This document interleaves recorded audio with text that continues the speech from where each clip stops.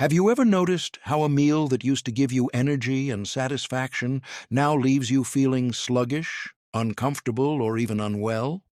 Or perhaps you've wondered why your doctor keeps mentioning certain foods during your appointments, but you're not quite sure what the real concern is beyond general health advice.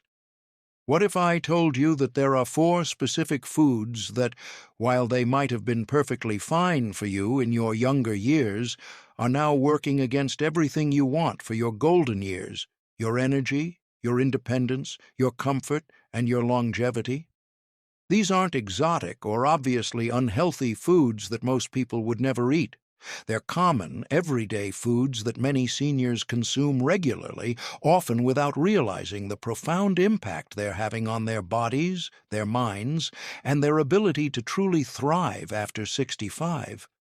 In this video, I'm going to share these 4 foods with you, explain exactly why they become problematic as our bodies change with age, and most importantly, show you gentle, practical ways to either avoid them completely or find satisfying alternatives that will leave you feeling stronger, more energetic, and more confident in your body's ability to support the active, joyful life you deserve.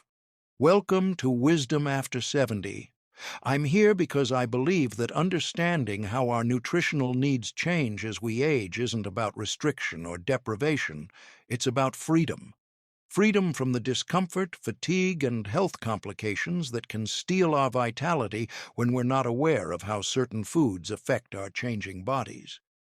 If you're watching this, you might be someone who's noticed that foods you've always enjoyed don't seem to agree with you anymore. Or perhaps you're a loving caregiver who wants to understand how to support someone's health through thoughtful nutrition choices. Either way, you're exactly where you need to be, and I want you to know that making these adjustments isn't about giving up everything you love. It's about choosing foods that love you back. The 4 foods I'm about to discuss become problematic after 65, not because they're inherently evil, but because our bodies change in beautiful, natural ways that require us to be more thoughtful about what we consume. Our metabolism slows, our digestive systems become more sensitive, our ability to process certain substances decreases, and our nutritional needs shift in ways that make some foods helpful and others potentially harmful. Understanding these changes and responding to them with wisdom and self-compassion can be the difference between years of struggling with discomfort and health issues and years of feeling strong, clear-minded, and energetically engaged with life. So let's approach this conversation with curiosity rather than fear, and with the understanding that knowledge about nutrition, applied with love and practical wisdom, is one of the most powerful tools we have for aging with grace and vitality. The first food that becomes particularly problematic for many seniors is one that might surprise you because it's often considered a healthy choice and has been a staple in many diets for decades. High-sodium processed foods, including many canned soups, deli meats, frozen meals, and packaged snacks that seem convenient and familiar. Now, I want to be clear that I'm not talking about the occasional enjoyment of a favorite treat or the practical use of convenient foods when cooking feels overwhelming. What I'm describing is the regular, daily consumption of foods that are loaded with sodium in amounts that our aging bodies simply can't handle as efficiently as they once did.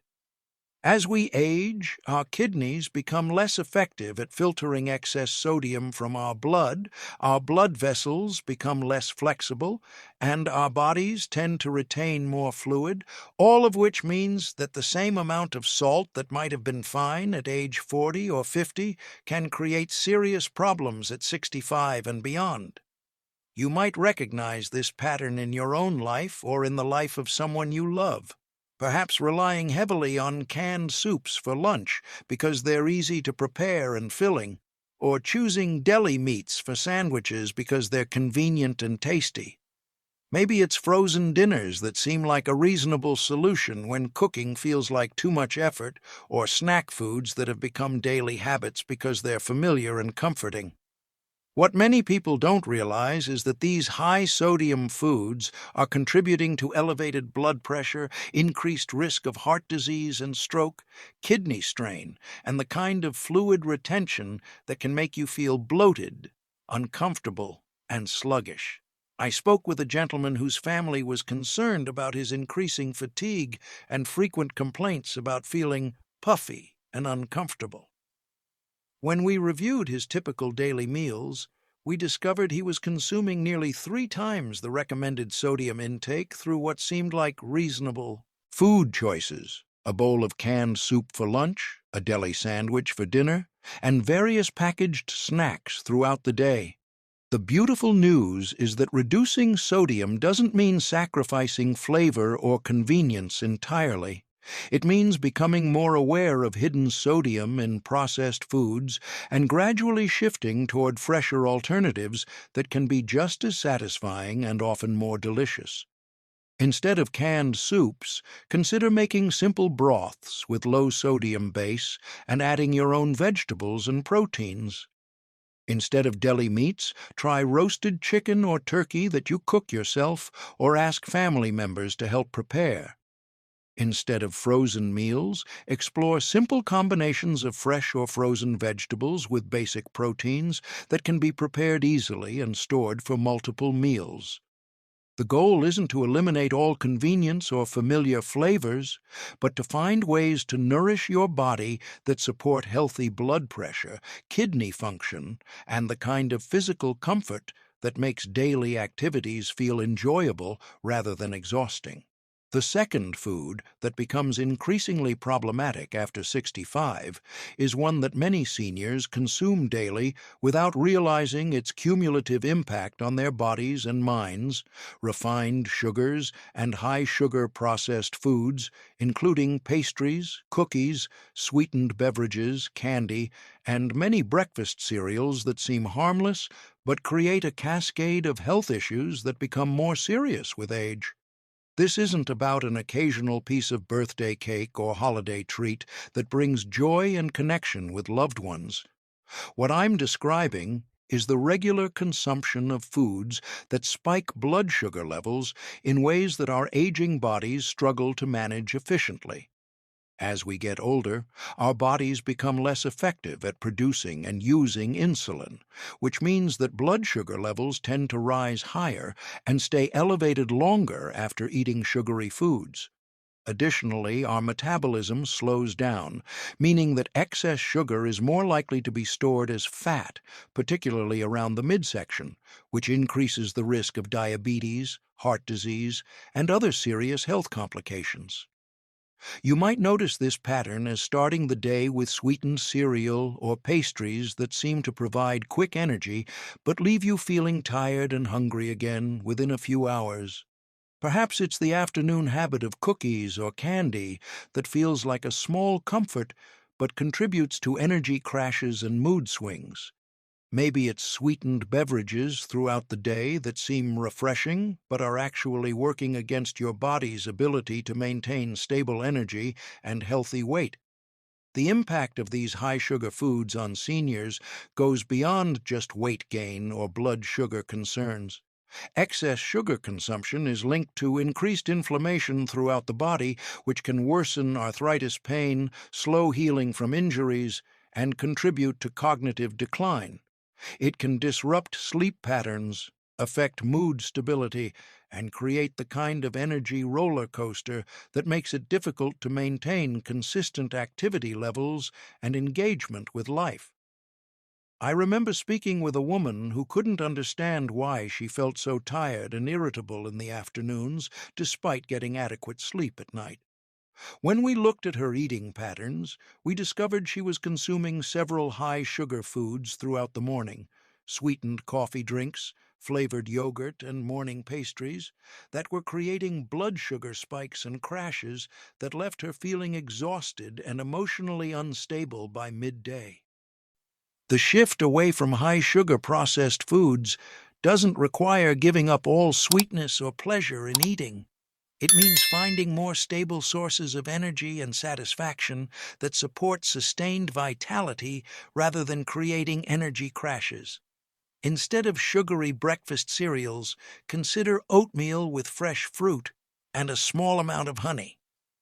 Instead of cookies and candy for afternoon snacks, try fresh fruit with nuts or cheese that provide both sweetness and protein for sustained energy. Instead of sweetened beverages, explore herbal teas, water with fresh fruit slices, or unsweetened drinks that hydrate without causing blood sugar spikes. The goal is maintaining stable energy levels throughout the day, supporting healthy weight management, and avoiding the inflammation and health complications that come from consistently overwhelming your body's ability to process excess sugar. Before I share the third food that seniors should avoid, if you're finding this information helpful and recognizing foods in your own diet that might be affecting how you feel, would you take a moment to comment the number 2 below?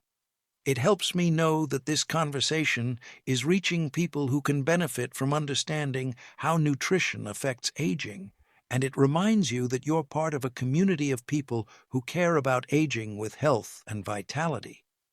The third food that becomes particularly problematic after 65 is one that might seem healthy and has been promoted as beneficial for decades, but actually creates significant digestive and inflammatory issues for many seniors. Excessive amounts of raw vegetables and high-fiber foods, particularly when consumed in large quantities or without proper preparation, that makes them easier for aging digestive systems to handle. Now, I want to be very clear about what I'm saying here, because vegetables and fiber are absolutely essential for senior health. What I'm describing is the overconsumption of raw, hard-to-digest vegetables and extremely high-fiber foods that can overwhelm digestive systems that have become more sensitive and less efficient with age. As we get older, our digestive enzymes decrease. Our stomach acid production often declines, and our intestinal tract can become more sensitive to foods that require significant energy and digestive power to break down. You might recognize this as experiencing bloating, gas, abdominal discomfort, or irregular bowel movements after eating large salads, raw vegetable platters, or high-fiber cereals and breads that seemed perfectly fine in younger years.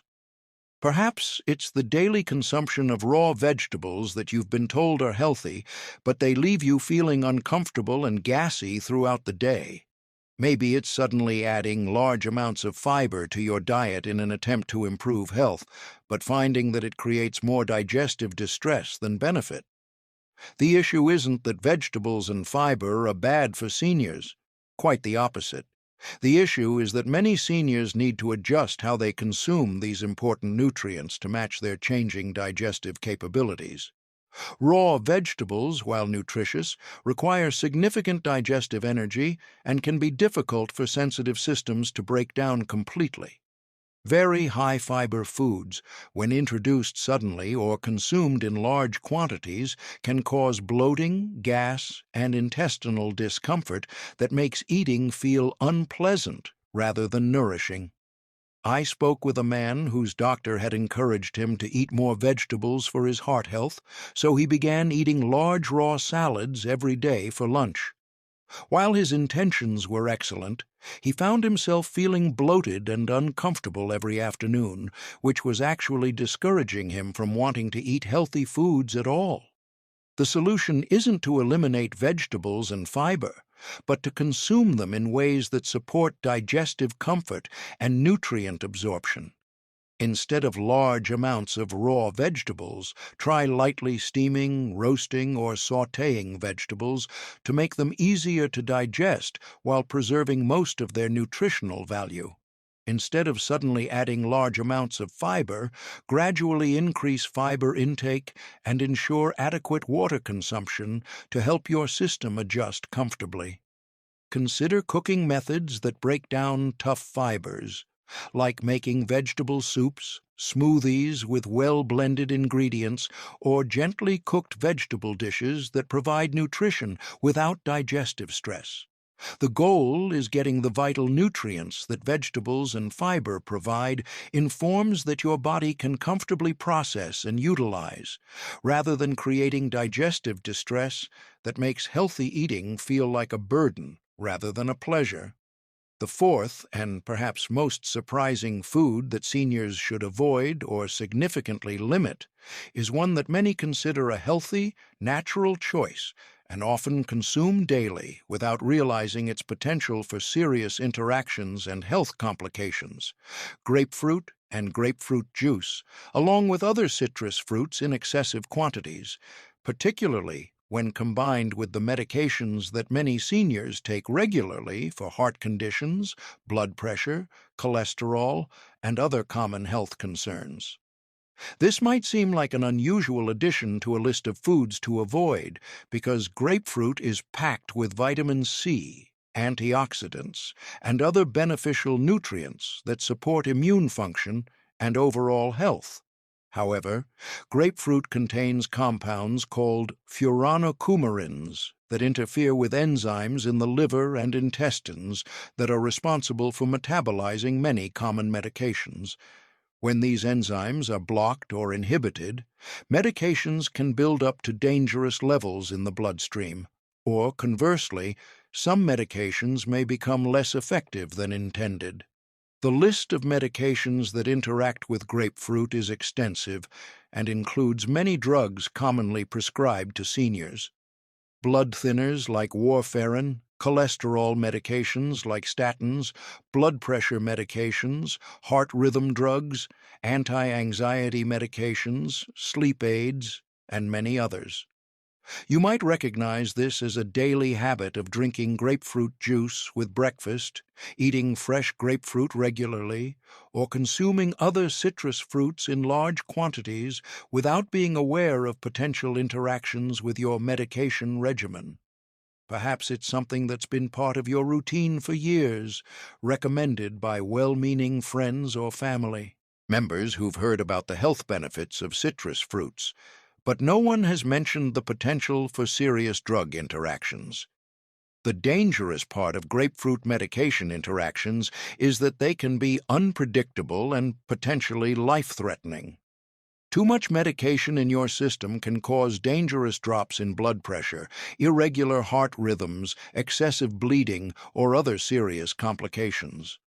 Too little effective medication can mean that conditions like high blood pressure or high cholesterol aren't being properly controlled, increasing the risk of heart attacks, strokes, or other cardiovascular events. I spoke with a woman whose blood pressure medication seemed to be working inconsistently. Sometimes her pressure would be well controlled, other times it would spike unexpectedly. After reviewing her daily routine, we discovered she was drinking a large glass of grapefruit juice every morning and eating fresh grapefruit several times a week, which was interfering with her medication's effectiveness and creating unpredictable blood pressure patterns. The solution isn't necessarily to eliminate all citrus fruits from your diet, but to be extremely cautious about grapefruit specifically, and to have detailed conversations with your doctor and pharmacist about all the foods you consume regularly and how they might interact with your medications. If you take any prescription medications, it's essential to ask specifically about grapefruit interactions and to read medication labels and information sheets carefully. Many seniors can safely enjoy other citrus fruits like oranges, lemons, and limes in moderate amounts, but grapefruit requires special consideration. If you love the taste of grapefruit and it's been an important part of your daily routine, talk with your healthcare provider about whether it's safe for you specifically, or if there are alternative fruits that can provide similar nutritional benefits without the risk of dangerous interactions. The goal is ensuring that your medications work as intended while still enjoying nutritious foods that support your overall health and well-being. If you've recognized one or more of these foods as regular parts of your daily eating routine, I want you to take a deep breath and remember that awareness is always the first step toward positive change, and there's no shame in discovering that foods you thought were fine might actually be working against your health and comfort. These four foods, high-sodium processed foods, refined sugars and sweetened products, excessive raw vegetables and high-fiber foods, and grapefruit with its medication interactions, become problematic after 65, not because you've done anything wrong, but because your body has changed in natural, predictable ways that require adjustments in how you nourish yourself.